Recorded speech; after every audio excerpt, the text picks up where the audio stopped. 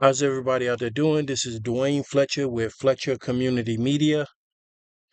Um, some of you may know me by some of the books that I write. I talk about them at city council meetings in Jacksonville. Also, uh, I talk about them online on my podcast. And here goes some of them right here. This is some of the old stuff. Fox Hunt by Duane Fletcher. This is a really good book. Talks about how the local people here in Jacksonville try to sell the power company. Um, it's like an oligarch move, like one of those Russian oligarch moves where they try to enrich themselves to sell a power company. Um, there's another one, called Name Lionfish. This is about a Chinese spy that they caught on the base here in Jacksonville. Okay. Dance of the Mongoose. This is a really good one. This talks about the events leading up to the first coronavirus lockdowns and quarantines. And here's some of the newer stuff that I got here. Uh, the Nibble Necks. The Nibble Necks. This talks about some Russian hitmen that came to Jacksonville before they got caught by the police. Um, and this one right here, The Battle of Fléché. This is a really good book also. This book right here, The Battle of Fléché, this talks about Napoleon Bonaparte's war in Russia, war versus Russia, in contrast to what's going on today in Ukraine. Now, if I had to like classify this book, I would say it's like Indiana Jones, Raiders of the Lost Ark, except for in this one, the Russians are the bad guys. So this is a pretty good book too. If you get a chance to, they're all on blurb.com. Check them out.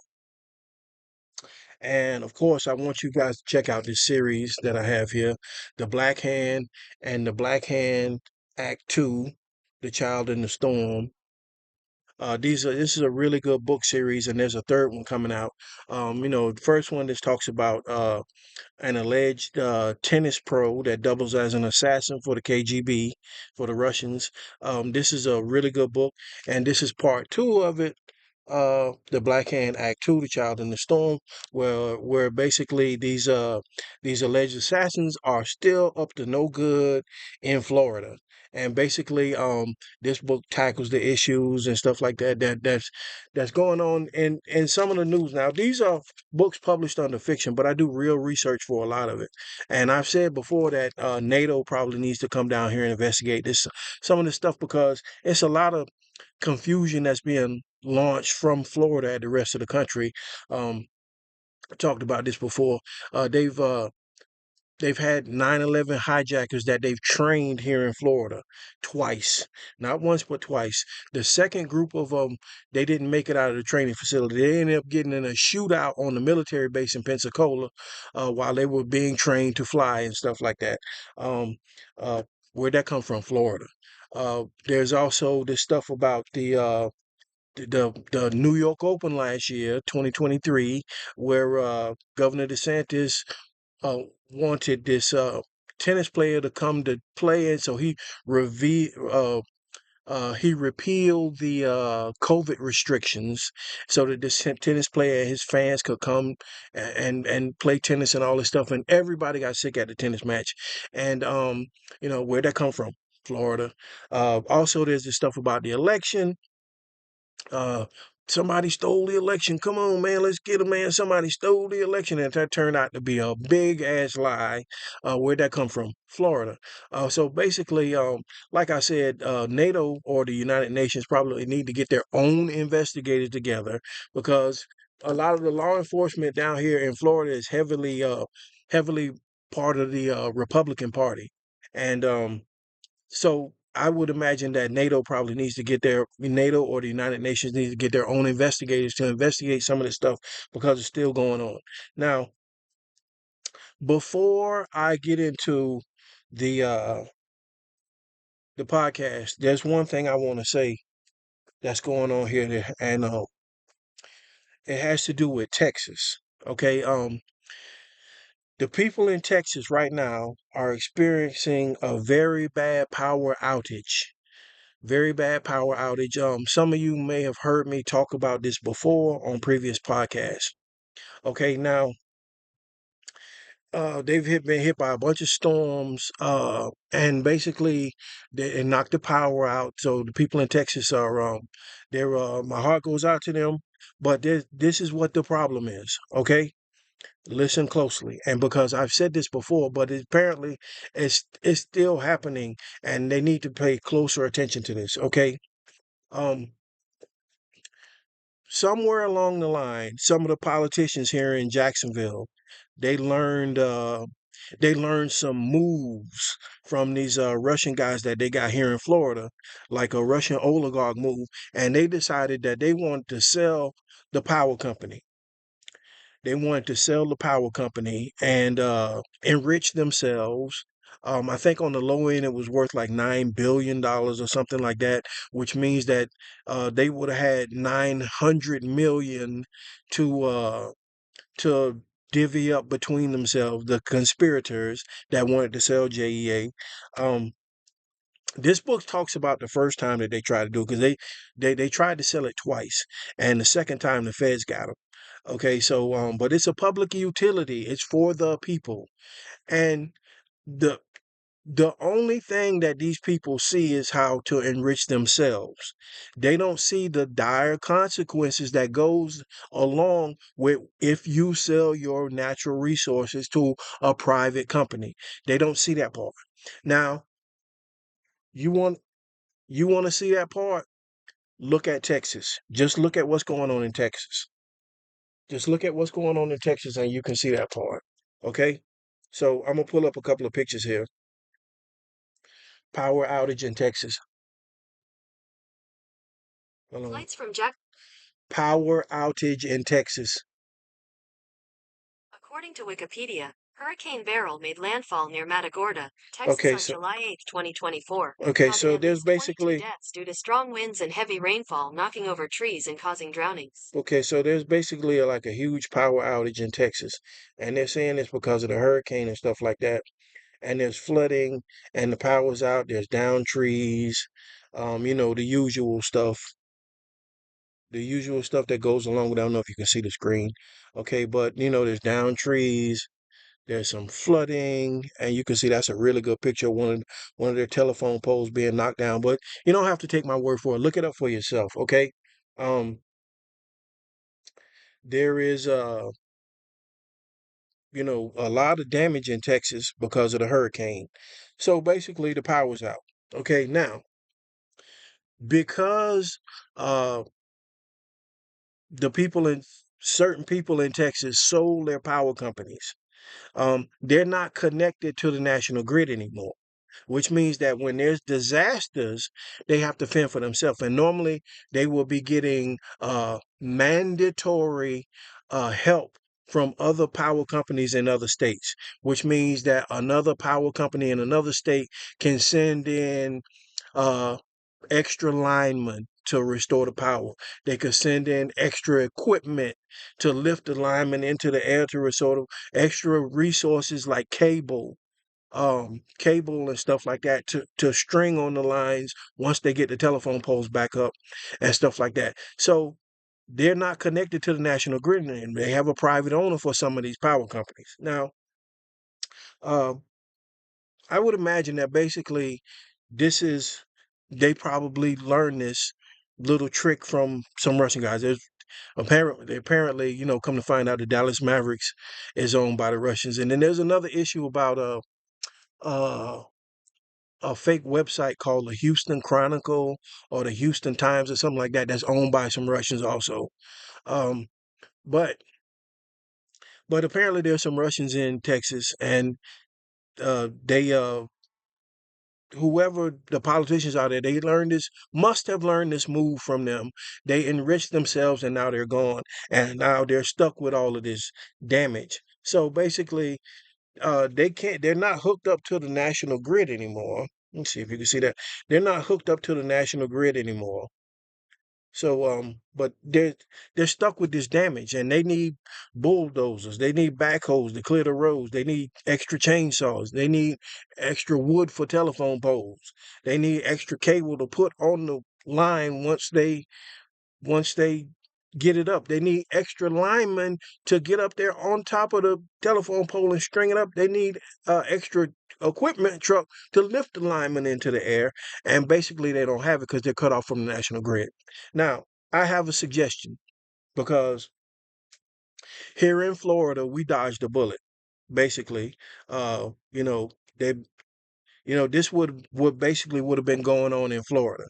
Now, what I believe is that the people of Texas that are experiencing this, because they go through this every couple of years. Okay, 2 years ago, it was a power outage during what was like a blizzard type scenario in northern Texas. Okay, there was the cold. There was people bodies that had frozen to death. There was guys they froze to death sitting on the couch waiting on the power to be restored and stuff like that. Before that, it was another hurricane 2 years ago before that, and the power was out, and so on and so forth. So this has happened about three times since three, maybe four times since they sold their power company to a private owner. Okay. Um, and I have a suggestion for the people of Texas. Okay. Basically, what you need to do is that you need to get together and write a preamble, which like a law.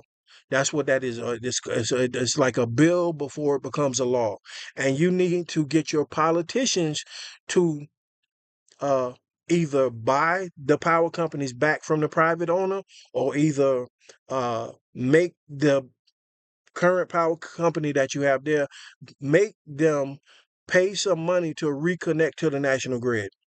Okay, because it's a private owner. He gonna fix the power when he get to it, when he feel like it. Of course it's an emergency, but it's an emergency that will cost him money. Okay, of course it's an emergency, but like I said, this is an emergency that will cost him money, and he's more concerned about operating in the black instead of going into debt trying to restore the power. So, and which just makes it that it may not be feasible to sell a public utility at all without uh, putting the power company customers, the general public, through hell. Okay, so it's 115 degrees in Texas. There's no power for air conditioners. There's no power for refrigerators to refrigerate the food. There's no power for the ice machines to make ice. Okay, it's ridiculous, and they need to get a grip on and try and get ahead of it by making their politicians in Texas either purchase the power company back from the private owner that they sold it to, or either make the new owner pay some money or to reconnect that power company to the national grid. Because as it is, it's an emergency.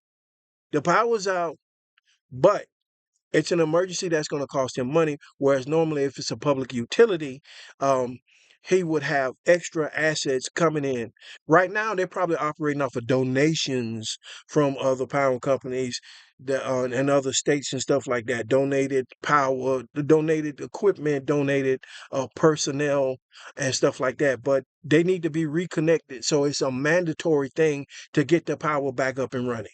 Okay. So, um, they almost did that here in Florida, but they didn't. So, they got caught. The FBI, the guy who's tried to sell the power company the second time, he's in jail facing a 25-year sentence for all of the fraud that he committed trying to sell the power company, and you know, it might possibly be rightfully so. If you just look at what Texas is going through right now, 115 degrees, no power for air conditioners, no power for refrigerators to refrigerate your food, no power for ice machines to make ice. Um, and they're going through hell because it's 115 degrees. Um, I heard that one of the policemen in Texas, where basically he was saying that this cop was saying that there was people out there threatening the power company. There was people out there threatening the power company and stuff like that. And like, I'm not surprised because this is, it's that they're being put through hell, and they might be starting to piece this back to what happened, that somebody sold the power company and it's a private owner, and he can only do so much because he's a private owner of this company now. Not It's not a public utility anymore that the people pay taxes to own, you know. And like, basically, this private owner, to get that power back on quickly, he would have to probably uh triple their light bill. The light bills will have to triple just for him to make it through the summer, and then make it through the summer without a hurricane knocking down the poles, or make it through the winter without a snowstorm freezing the lines and knocking down and knocking the power out and stuff like that. So he will probably have to charge them triple what they're paying now for a light bill to get that power back on. Um, but like I said, that they need to either, number one, purchase the get their politicians to purchase their power company back from the private owners, and or make the private owner pay money to reconnect to the national grid, or whatever that process would take. Now, maybe they might make him, it's probably a lot of regulations that that he would have to follow, and he probably doesn't want to do that, but it's ridiculous, and they need to get ahead of the situation by reconnecting to the national grid. So that being said, let's move on. Okay. Like I said, my heart goes out to you, but this is your own fault. We went through this in Florida. You can't just elect a politician and not police them. And you just blindly trust some of these politicians without thinking that they would do something, like that, and try and sell the power company so that they can make some money off of it for them, so that greedy mummy. You would be surprised, they catch them taking bribes. They catch them they catch a lot of politicians get caught taking bribes. They get caught doing all kind of underhanded stuff. And that's one of them. But like I said, we were lucky here in Florida, in Jacksonville specifically, that didn't happen. So um, I'm gonna give myself a pat on the back for that one, because I was the person that spoke at the city council meeting and initially brought up the fact that the Corrupt Foreign Practices Act made it illegal for them to lie and say the power company wasn't making any money so that they could sell it. So, and they were, basically trying to do it for another foreign company that had came to town. And that's what it looked like to me. But that stopped the first process, and then they tried to do it again, and then the feds got them. Um so anyway, like I said, that part being said, get your power company back, and then you can get your power on, and you have to worry about what you're going through now. 115 degrees is ridiculous as it is, even if the power was on. And I can only imagine what they're going through, that they don't have any power now. It's probably hell on earth. So the next subject I want to cover here, excuse me. Let's see. Okay. Now they're saying that somebody shot at Trump. This guy, let's see, let me pull some of that up here. But they're saying that this person shot at Trump and hit him in the ear or whatever happened. But what I have noticed is that this basically looks like a hoax.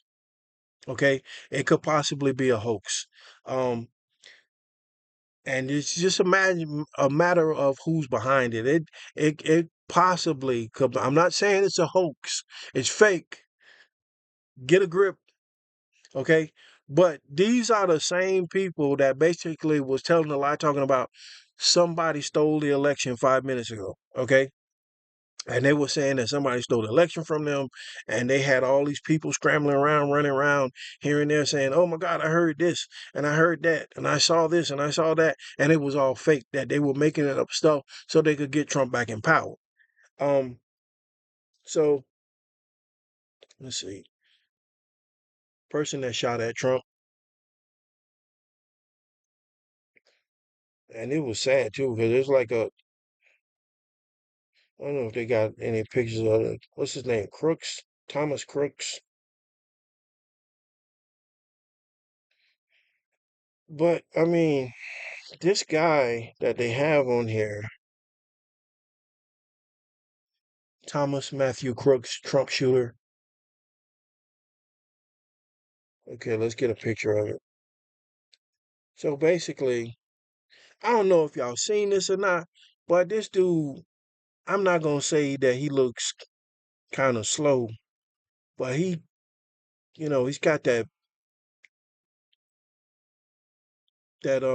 look like he might be maybe I don't want to say retarded or something like that, but I mean this is a weird that they had this person in their sights and all of this kind of stuff like that. Um, One of the witnesses said that they saw this guy 4 minutes before the shot was fired. 4 minutes. That's a very long time. Okay. 4 minutes, and then they said that they told the local police that were outside the perimeter, because they have a perimeter that they encircle around uh, the ex-president Trump. They have a perimeter. Okay, so the person was outside the perimeter, approximately 150 yards away. Um, and no, there's different reports too. There's one person said it was 180 yards away. Then the next report came in and said it was 160 yards away. And then another report came in and said no, it was 150 yards away. And it sounds like they're moving the goalposts because they want to blame the Secret Service. And that's what it sounds like. A bunch of witnesses who possibly could be um, lying. I don't know what other way to say it, but it might be a hoax. It might not be real because, um, the truth is stranger than fiction sometimes. And that maybe Trump wanted some sympathy for himself, because everybody's been bashing Biden because he's like elderly and stuff like that. Maybe Trump wanted some sympathy for himself. He wanted to get some momentum going, and and then he wanted to apparently clean up some of this stuff that DeSantis had said. He wanted to clean up some of this stuff that DeSantis had said, um, and so he pulled a stunt man or something like that. Anything is possible. Like I said, I'm not saying that it's fake. I'm saying that it's basically um, could possibly be. Um, I have a problem with a few different issues. Uh, Number one, if he was stealthy enough to get into position like that, why wasn't he smart enough to take a chest shot? Basically, it doesn't basically jive. It doesn't jive that when you're sitting, hey, and God bless America and God bless America. You know what? We love this country, don't we? Don't we love this country? And there's somebody moving their head around like that, talking. Um, why would he try and go for a headshot? It doesn't even make any sense. And another thing, the first initial pictures that I saw that were basically Trump didn't have like any blood in his hair behind the ear, but basically like a splatter across his cheek, which opens Pandora's box of conspiracy theories for that. Why was the blood splatter across his cheek instead of this way behind him in his hair? Basically, you can look at the first pictures of it. That basically there was no blood back here, and I was like, well, how did that happen? So, but you can look it up for yourself. So, you don't have to take my word for it. You can look it up for yourselves. Um, let's see.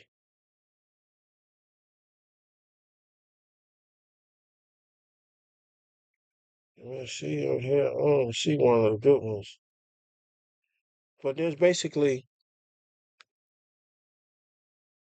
if you look at some of the pictures, the blood is coming from the top of his ear up here. But there's no, if the bullet went this way, boom, it would have been blood all back here in his hair, but there's not. And I don't know if y'all can see that, but the basically it looks like the splatter is on his face, like them going this way. And now possibly maybe somebody was sitting behind him with a little pellet gun or a BB gun or something and popped his ear. But like I said, Pandora's box of conspiracy theories is open now, and we didn't open it. We're just the general public. Now, this is another thing too that I noticed too. Um, and this goes all the way back to when Kennedy, I believe, was assassinated, and I don't know if you've ever seen this or not, but it's like let's see, hold on, let's look this up. Let's look this one up too, because I'm gonna show you what I'm talking about.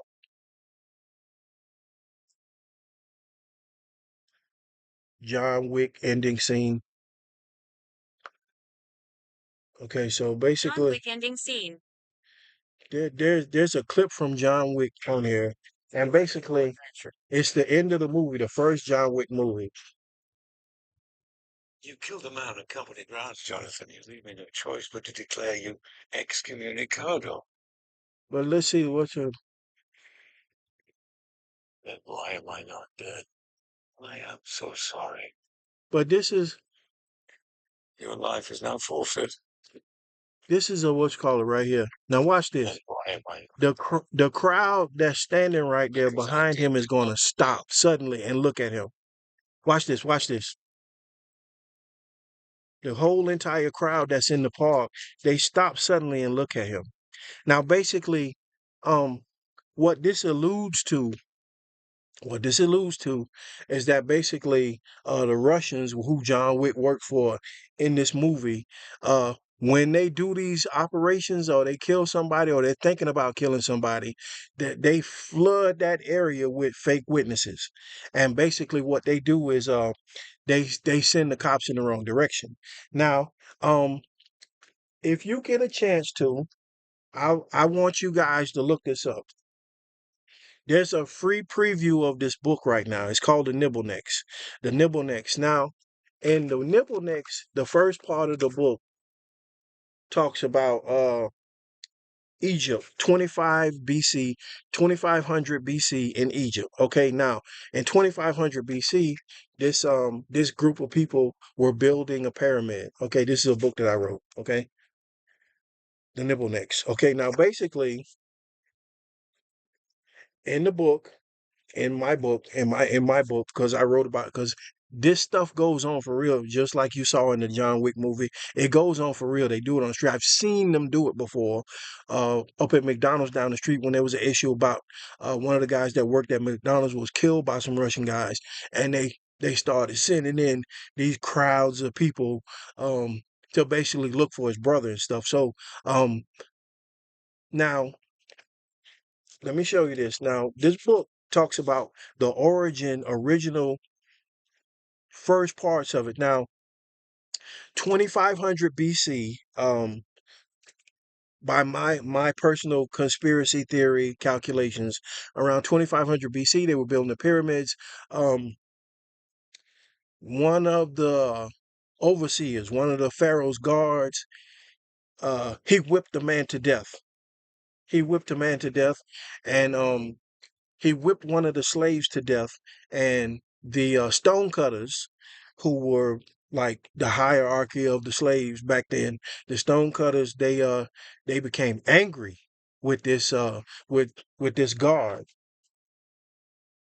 They became angry with this guard. They became angry with him, and that evening the guard walked through the slave camp. He walked through the slave camp, and one of the stonecutters, he got a, a, a metal chisel, and he stabbed the guard, because the guard walked through the camp to gloat, The guard, he walked through the camp, the slave camp, to gloat that he whipped the man to death. And basically, um, what they did was they basically passed this around. Let's see, give me a let's call it. But what they did is they like somebody stabbing somebody, and then they pass it to this guy, and he runs to go hide it, and then they pass it to this guy right here, and then he runs to go hide it. Just the same way as if somebody got shanked in prison. I don't know if you've ever seen something like that. Uh, but basically, what they do is one person gets it, and then he uses it on the person, and then he hands it off to somebody else, and then they hand it off to this person, and they hide the murder weapon. And basically, that's what the first part of this book talks about them fooling the prison guards, how they fool the slave overseers, and the stone cutter the stone cutter that was originally stabbed the guard. He was standing over the body going, "Oh my God, are you okay? Are you okay? Oh my God." And so they came to try and find this guy, and then all of the witnesses pointed out into the desert. Okay, where'd he go? He went that way. He went out to, so the guards ran out into the desert looking for him. They couldn't find him, of course, and basically, that was it. So, um, but this particular method of assassination has been adopted by many different intelligence networks. And I would imagine that the Mossad in Israel probably was the first ones that invented it. It's appeared to be because they invented it while they were slaves in Egypt, as per my conspiracy theory that I came up with.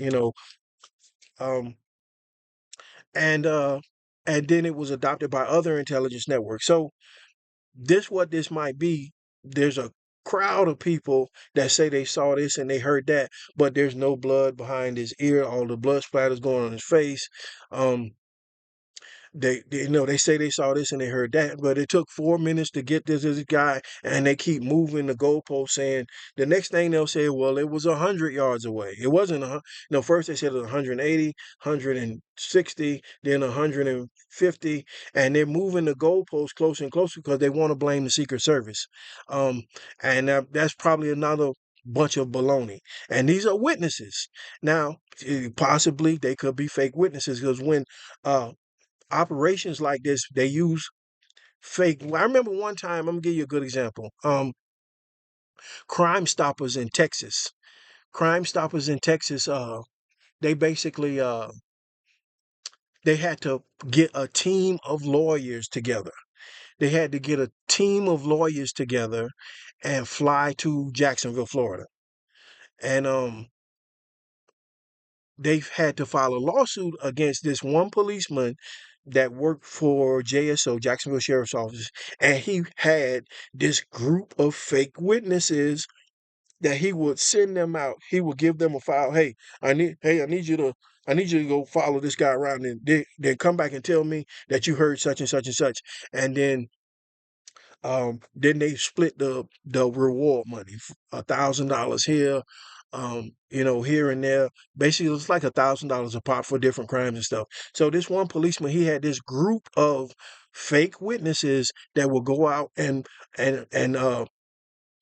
I guess they, possibly had their own equipment, like some type of ventriloquism equipment where they could throw their voice, or you could throw a voice and make somebody like they heard something, and they basically had $200,000, 200 cases that had to go back. Okay, so Crime Stoppers wanted their $200,000 back because they come to find out that this was a group, the same group, the same group of fake witnesses. They were going around all over the place saying they heard this and they saw that, and it was all fake. And so Crime Stoppers sued the sheriff's department here in Jacksonville. Uh, they got their $200,000 back, and they put the policeman under arrest. They put him in jail for fraud, and basically, so this is real. It's real that they do this kind of stuff. That they run these little operations where they have fake witnesses for different crimes, and they send these guys after the wrong person sometime on purpose. Apparently, because I think that's how Crime Stoppers got involved. That this was, they probably had somebody innocent in jail, and the guy was, I never said that, I never said that, and blah blah blah blah blah. So I never did that, I never, and then but they had witnesses. So you say you didn't say it, but they got witnesses. So how is that possible? It's possible because it was a scam. It was a reward money scam that JSO, Jacksonville Sheriff's Office, uh, launched against Crime Stoppers in Texas. So it happens, and it happened for real here in Jacksonville.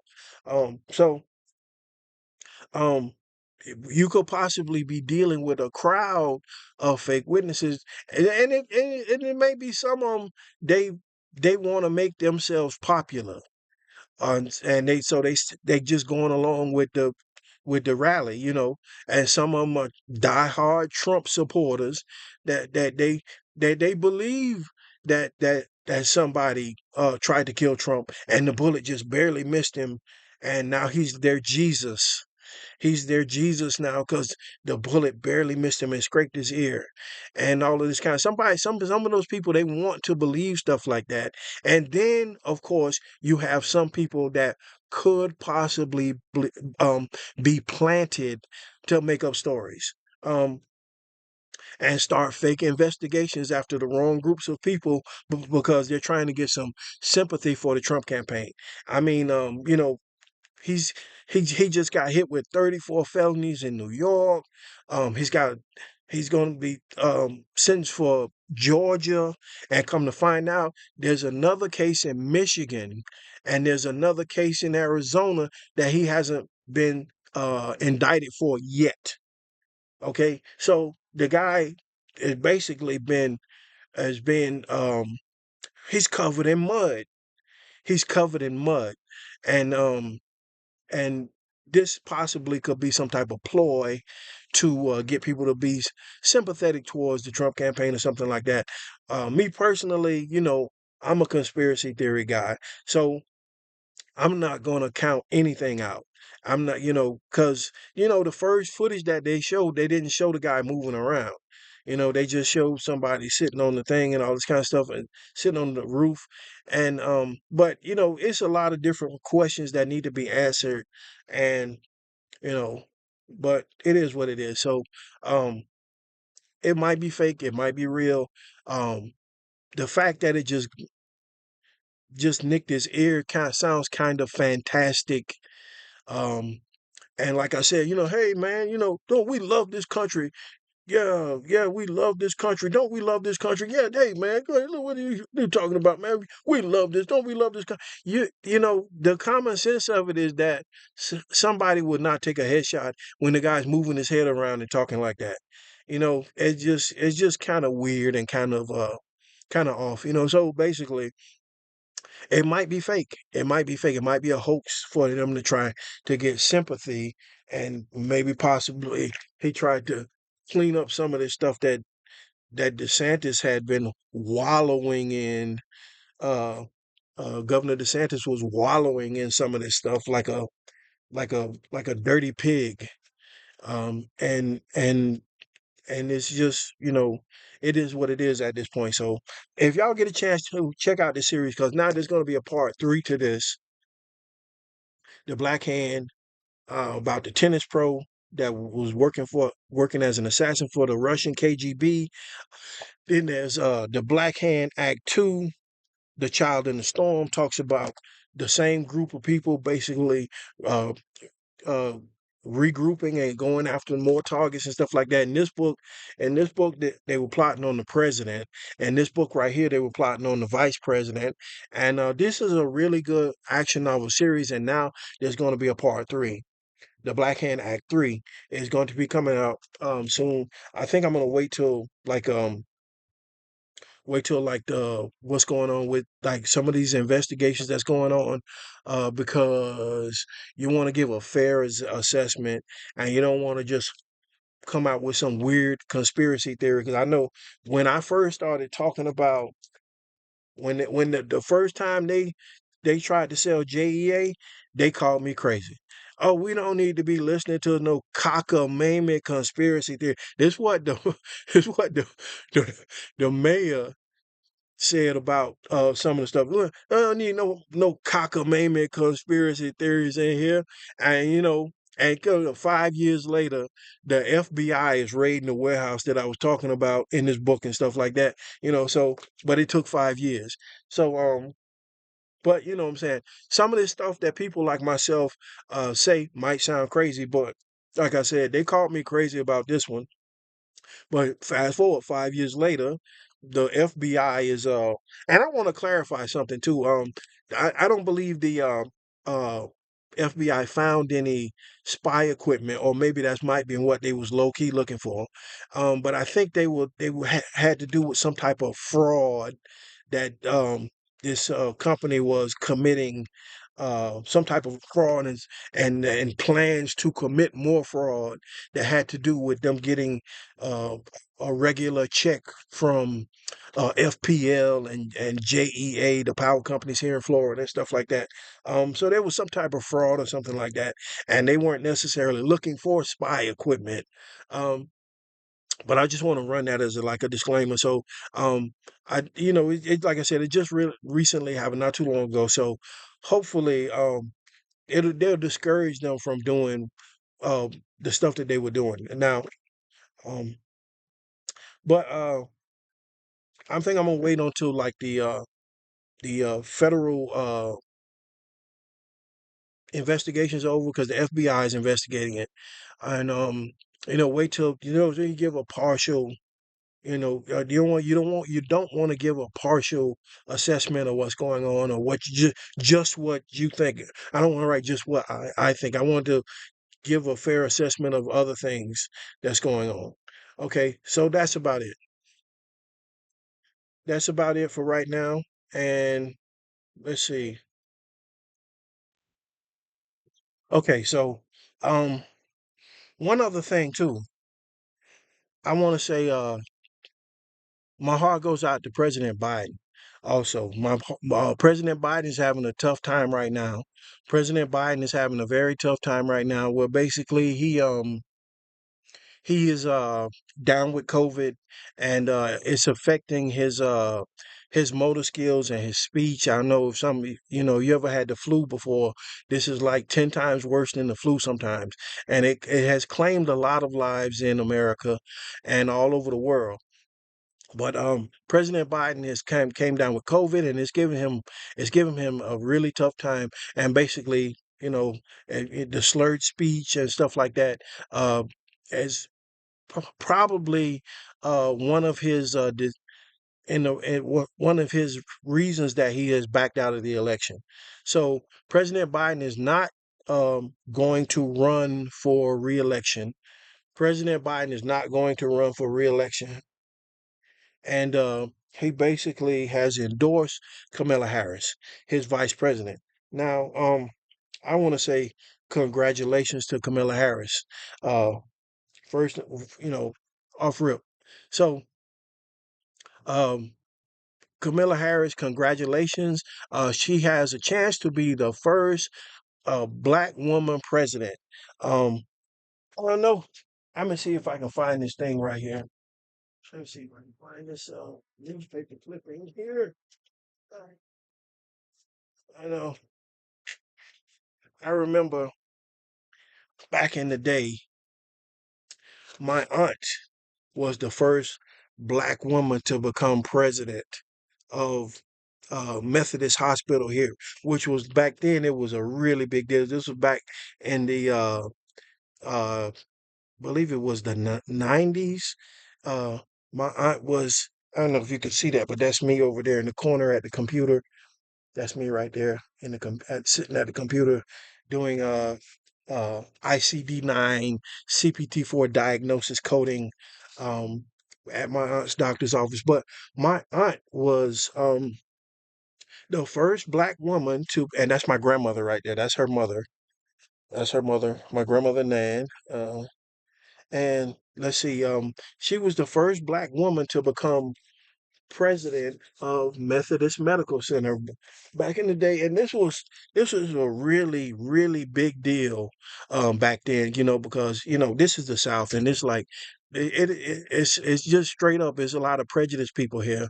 Um, they have issues with black people learning and stuff like that. I don't know if you know what's going on right now, but DeSantis is canceling Black history at the colleges, and he's replacing it with Russian history.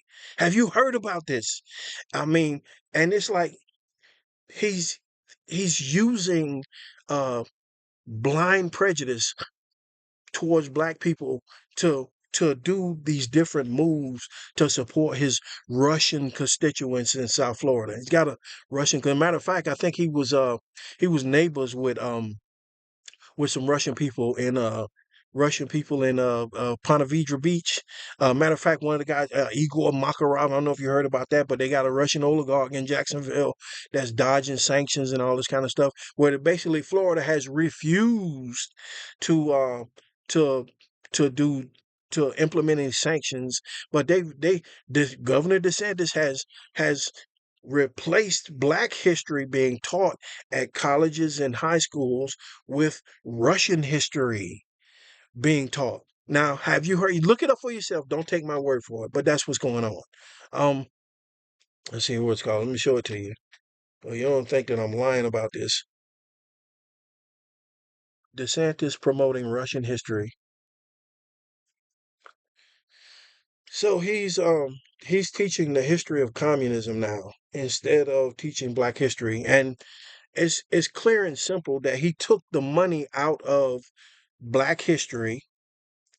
He took the money out of Black history in Florida, and he put it towards, which means put it towards teaching the history of communism, which means he finna hire, probably import a bunch of Russian uh history teachers to teach history in Florida at the colleges and stuff like that. So, it's getting more and more absurd to with what's going on. But, and it's clear to me that some of these people are so prejudiced against black people that they fall right into this kind of stuff. They fall right into that kind of stuff because they're so prejudiced against black people.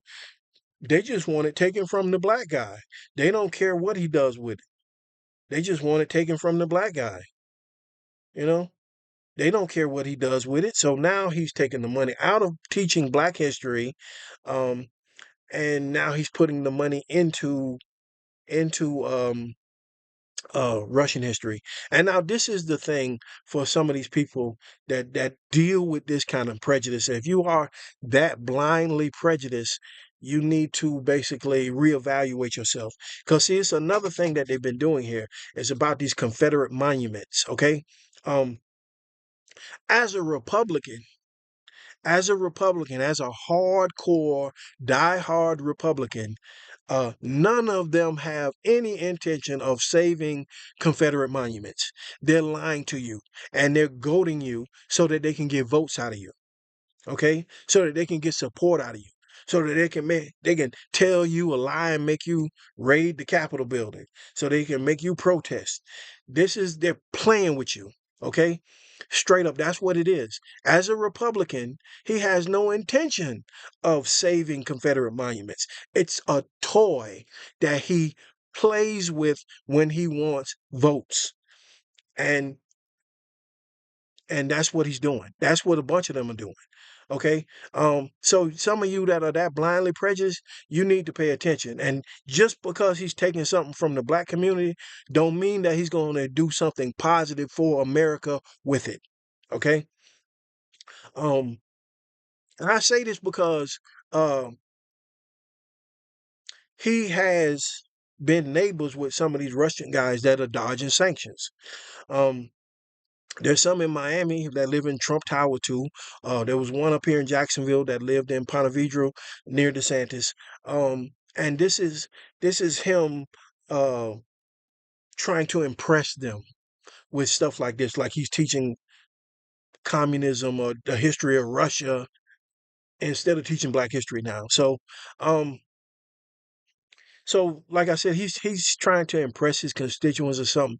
Um, Hopefully, some of the Black college people will get together. I know a bunch of them said that they're not having none of their events in Florida anymore as long as he's governor because he has gotten too ridiculous with them regarding the different stuff saying that they that they have to do to get financial aid for uh, different subject matter and different events and stuff like that. So,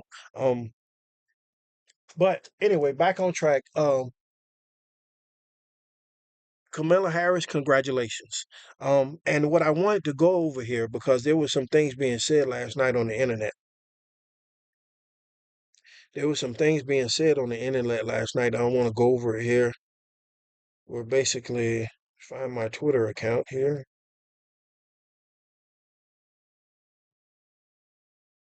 Okay, so here we go.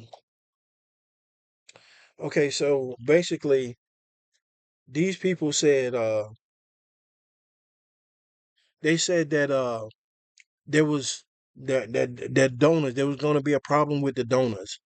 There was going to be a problem with the donors because Biden is not because but they don't want Biden nor Harris. So these are Democratic donors, apparently, some of them that don't want Biden or Kamala Harris up there, apparently. Now, this what was being said beforehand.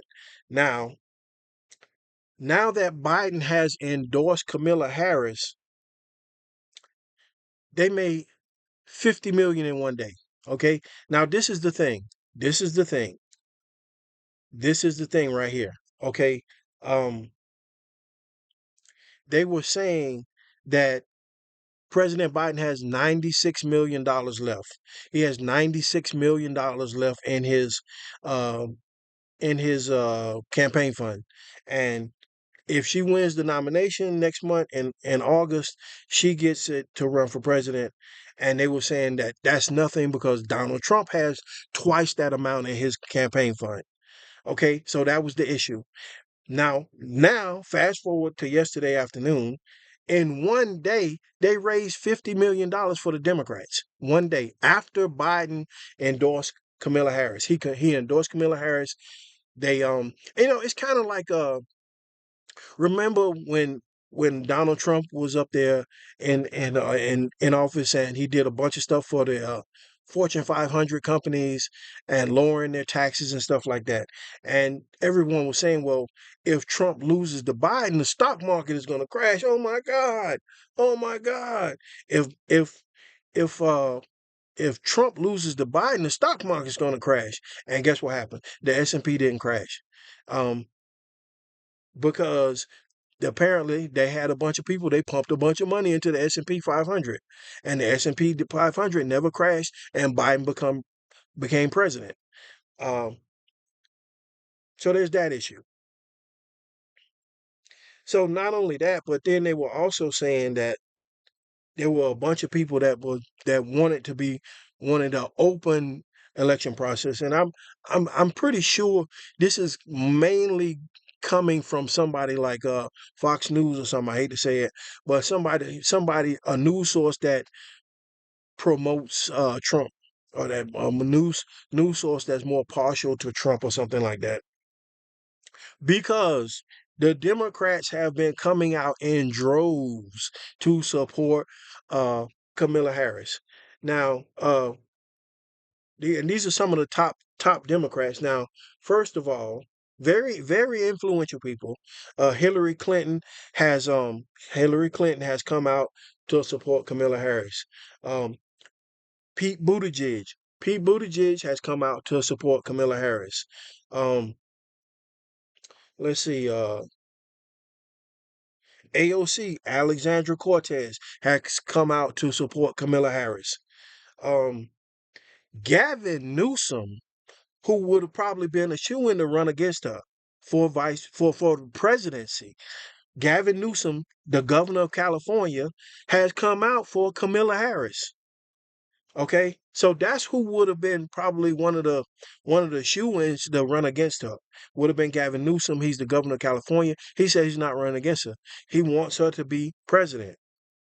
Okay, now these are just some of the uh, top Democrats that have come out and said that they're not going to stand in her way. That they want her to continue Biden's legacy. Okay, there was something else I wanted to bring up here. Okay, now look at this one. South Carolina, North Carolina, Tennessee, New Hampshire have all basically pledged their delegates to Kamala Harris. Once they heard that she was going to run, they've already pledged a bunch of their delegates. So this is getting the stuff that people were saying is being washed away by the top Democrats that want Kamala Harris to run for president. I think she'd make a good president. Like I said, I've I've been through I've been through this process before when my aunt became president of Methodist Hospital. Like I said, that was a big deal back then. Back then in the 90s, that was a big deal that she had become the first it was like the late 80s, early 90s, where she had become president of this hospital, and she's the first black woman to do it. And I've been through this process before, and I'm telling you, it's a lot of prejudice out there, but you have to transcend it. You just got to transcend it. Just keep doing what you're doing. Keep doing what you're doing. And you never know. Probably in November, we can have a first black president as in Washington. Okay, so um,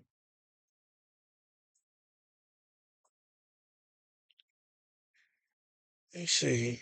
Now, not only that, now this is another issue. Um, Battleground states, where uh, Trump claims that the election was stolen from him by a few thousand votes in Georgia. Trump claims the election was stolen from him by a few thousand votes in Michigan. Trump claims the election was stolen from him by a few thousand votes in Arizona. These are some battleground states that he's going to lose again. He's facing criminal charges in all of these places right now. Now, I can tell you exactly what he did wrong. Like he should have had these cases disposed of, pled guilty, cut a deal, whatever, a year ago, 2 years ago, before he tried to run again. Now he's trying to run again, and he's on trial, and he's guilty as sin, and he's on trial in Michigan, in Arizona, in Georgia. He's probably going to lose all three of those states before, because you can't help but remember that he lied on all of these people and said that they stole the election, that he had a riot, and now you're supposed to forget that, and now he's Jesus because an alleged bullet missed his ear by an inch or whatever. So um, it's going to be a hard sell, and I don't think he's going to do it. It's going to be there's too much out there to remind. He just got 34 felonies in New York. So I'm pretty sure Arizona's got another 34 felonies for him. Arizona, they probably definitely got another 34 felonies for him. And if he's indicted in Michigan, they're probably gonna have another 34 felonies for him. So with these trials ongoing, it is next to impossible for this man to win any of those battleground states, because they can't help but remember what's going on, because that's what's going on. It's so um and they're not going to forget just because somebody shot at him and clipped his ear or whatever, if that's what happened, because that might be fake, that he's trying to get some sympathy, because he's facing, um, you know, 2,000. When you get hit with felonies like that, each count carries like 30 years or 40 years. And, I've seen politicians here in Florida before get in trouble, and this politician was facing 600 years for because they had so many felony counts of wire fraud against, excuse me, wire fraud and stuff like that. This other politician was facing 700 years because they had so many counts of wire fraud against him. Blah blah blah blah blah. So basically, he's facing 600 years in New York for the 34 felony. It's going to be another 600 years that he's probably going to get hit with in Arizona, and it's probably going to be another 600 years he gets hit with when in Michigan, if he's indicted in Michigan also. So they're saying that it's possibly he could be indicted in Michigan also, and it's getting closer and closer to time for them to start having these trials that have been being delayed and stuff like that. I think what he wanted to do probably was to push it off and try to try to get back in the White House, and maybe like that's the only way he can get out of trouble. But it doesn't look like he's going to make it as far as getting out of trouble. That's going to be still there. Well, he'll just be sitting in court with a band-aid on his ear. He'll just be sitting in court with a band-aid on his ear, and the charges are still going to be there. You know, and you never know that they're probably gonna that one of them might say it, Your Honor, this is a bunch of bullshit. He's trying to get people to feel sorry for him, and instead of looking at the evidence that shows that he committed these 34 felonies, Your Honor.